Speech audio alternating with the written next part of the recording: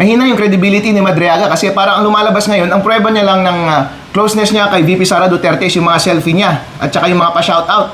Alam mo naman, bilang sikat na tao, marami nagpapa-selfie dyan at saka nagpapa-shoutout. So, hindi po yun conclusive proof na meron siyang operational proximity kay VP Sara Duterte. Pero bakit kapag binabati siya ni VP Sara Duterte, kailangan pa ng pangalan na nakaprint, di ba? Usually kapag fan ka, yun ang ginagawa, di ba? At saka pinapadalhan daw siya ng email na formal, "Thank you so much, Dr. Madriaga." Ganun ba kapag close mo yung tao, papadalhan mo ng formal email? Pero ganun yung ginagawa mo kapag marami kang supporter. Lalo na't yung mga diehard supporter mo, mga leader ng supporter, ayaw mong bitawan yan. May mga private meetings yan, hindi ba? Parati mong inaalagaan yan, parati mong sinashoutout, parati mong binibigyan ng formal na communication. Pero kung totoo na siya yung ginagamit na bagman, dapat ang mas pinakita niya ay yung mga nasa cellphone na logs, na text, at mga logs ng tawag. Yun dapat. Yung mga pinakita niya lang, yan lang yung mga nakikita sa Facebook At sabi niya, galing din sa Facebook yun. Yung sinabit niya na supplemental affidavit, parang pinilit nila na gumawa ng negative na istorya, tapos gusto nilang ipilit na yung context ay sakto-sakto. Halimbawa, sabi nila nung tatakbo daw si VP Sara at saka si BBM nung 2021, nung nag-decide sila, 2022, plano na daw nila napabagsakin si BBM ng 2025. Kaya daw nagkagulo ang Pilipinas ngayong 2025 at 2026. Hindi totoo yan. Kasi nung nakausap ko si VP Sara Duterte, nung pumunta ako ng Davao, meron kaming private lunch, grupo ng kanyang mga inner circle, ng kanyang mga VIP nung araw na iyon, may nagtanong sa kanya mula sa amin, sabi niya, ano pong masasabi ninyo tungkol sa panawagan na palitan na at pababain na si Bongbong Marcos at kung pwede magkaroon ng extra constitutional transition, ibig sabihin revolusyon. Ang sagot ni VP Sara doon, "I will let things run through their natural course." So, ibig sabihin, ayaw niyang maistorbo. At sabi niya, nagtatrabaho lang po ako sa aking VP office kung anong mga project at mga budget na itinilaga nila para sa amin, yun lang ang inaasikaso ko ngayon. Wala nang iba, kaya tahimik lang ako. So, yun ba ang tao na gustong pabagsakin si BBM ngayong 2025 at 2026? Hindi. Pero, ginawang istorya yun ni Madriaga para ipilit yung current context na kunwari pinagplanuhan na noong 2021, 2022 pa. So hindi yun po ang gusto ni VP Sara Duterte. Ang isa pang example is yung vocabulary ni Dugong. Meron siyang binanggit na bakla iyan at o kaya baliw iyan. Pero si Dugong hindi nagsasalita ng Tagalog yan pagdating sa mga ganyang salita, hindi ba? Kapag magsasalita ng ganon, ang sasabihin niya Bisaya, buang yan o bayot yan. Ganon siya magsalita. At ganoon din po yung sinasabi ni Madriaga nung una daw silang magkakilala ni VP Sara Duterte. Sabi daw ni VP Sara Duterte ay mas gusto niya yung tawag kaysa text. Hindi totoo yan. Dahil kami ni VP Sara Duterte, sa totoo lang, hindi naman kami magkakilala at close. Pero somehow, coincidentally, nung isang araw, yun lang yung first time na nakuha ko yung number niya. At for some reason, gusto ko siyang tawagan. So tinawagan ko siya at sabi niya sa akin, hindi niya sinagot yung tawag at tinext niya ako, doon tayo mag-usap sa Signal dahil nakatap ang number ko. So, ibig sabihin, ayaw niya ng tawag. At nag-text lang kami doon sa encrypted app platform.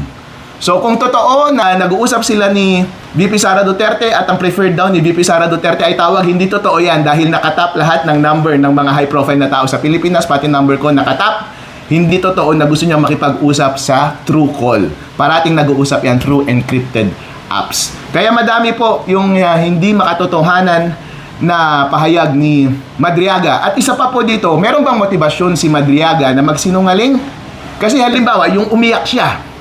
Noong umiyak siya, halata mo, nung umiyak siya, yun yung panahon na binabasa niya, na love niya si Sara, di ba?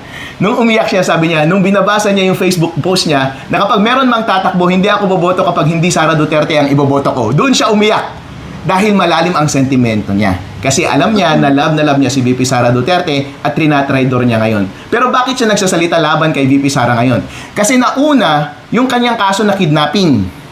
Nauna siyang kinasuhan ng kidnapping at saka na-incarcerate siya at nahihirapan siyang mag-bail out. Feeling ko na deny yung kanyang petition for bail. So halos habang buhay nang nakakulong yung tao na yan. So therefore, nakita ng gobyerno, ito lang ay hypothesis ko, nakita ng gobyerno na merong dating supporter si Sara na nasa kulungan ngayon, na desperado at hindi makalabas sa kulungan, so kinausap nila, siguro nagkaroon ng deal at sabi, kung gusto mo makalabas sa kulungan, tumalikod ka kay Sara at gumawa ka ng kwento. At para ma-establish natin yung credibility mo, ipakita natin yung mga picture mo with Sara. O di ba? Kahit ako rin may mga picture din ako with Sara eh. Mas close pa nga ang pwede kong ma-establish na relationship with Sara with those pictures. Pero madali lang mag-imbento na inutusan niya ako na mag-deliver ng pera, hindi po ba? O yun po, madali lang talagang mag-imbento kapag ganun yung kalagayan at naipit talaga siya. Naipit siya, wala na siyang pag-asa, hawak ng gobyerno ang kanyang kalayaan at seguridad. Eh malay mo, itumba siya ng gobyerno kung ayaw niyang mag-cooperate. At sinasabi na habang buhay ka na lang dyan na makulong kung ayaw mo makipagtulungan sa amin. O kaya kunin mo na lang yung deal na makipagtulungan ka sa amin, malay mo makalabas ka pa dyan. So yun po yung mga questionable na statement ni Mr. Madriaga. Sa palagay ho ninyo, sino yung nasa likod nito nga pong pagpapanggap if ever ni Madriaga naman po? Kasi po parang ang lumalabas ngayon sa testimonya ni Madriaga, gusto lang talaga nilang siraan yung image ni VP Sara at yung pamilya Duterte. Kung mapapansin po ninyo, nilalabas niya na hindi daw magaling si VP Sara sa law school. Anong relevance nun? Diba? Anong relevance nun? So ibig sabihin, gusto mo lang siraan yung tao. Bakit niya sinabi na baliw yung mga anak? Baliw o bading yung mga anak? Hindi naman relevant yun. So, ibig sabihin, gusto mo lang siraan yung image nila. Walang relevance. Ang tanging may relevance lang doon sa testimonya niya, kasi kaya siya present as witness, is because gustong patunayan yung close proximity niya with VP Sara dahil siya daw yung nautusan na nag-deliver ng 125 million confidential funds. Pero kung titignan mo lahat ng supplemental affidavit niya, isang paragraph lang doon ang referring sa supplemental funds. At yun ay nung binanggit niya na hindi totoo na 11 days na na-dispose yung 125 confidential funds. Ang sa totoo lang po, na-dispose iyon within 24 hours. Wait, what? Out of nowhere, bigla niyang sinabing iyon.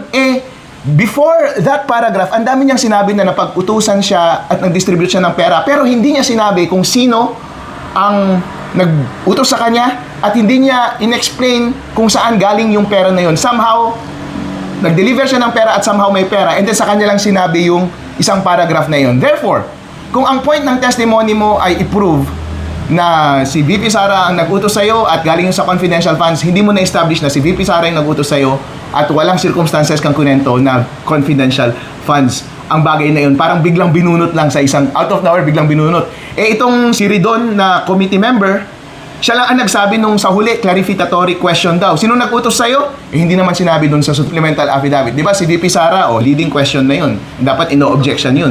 Nung itong si Chairman Jervil Luistro, maraming mga questions siya na sinabi na dapat wag probing at wag exploratory, dapat clarificatory lang. Yung question na yun, exploratory yun probing yun kasi hindi linagay yun doon sa supplemental affidavit pero pinayagan yung question, hindi naman binanggit kung sino ang nag-utos sa kanya. Pinayagan sino naman yun? Si Chubby Guy na tanungin kung sinong nag-utos sa kanya. Pero at any rate, mahina talaga yung testimonya ni Ramil Madriaga. Kaya yung views ko, kapag makikita mo sa opinions ng iba, perspectives ng iba, magkakaiba po. Pero iisang trajectory lamang, iisang vector lamang. At yan ay papunta sa katotohanan. At ang katotohanan ay buo ang kredibilidad ni VP Sara Duterte. At gusto namin siyang maging presidente ng Pilipinas.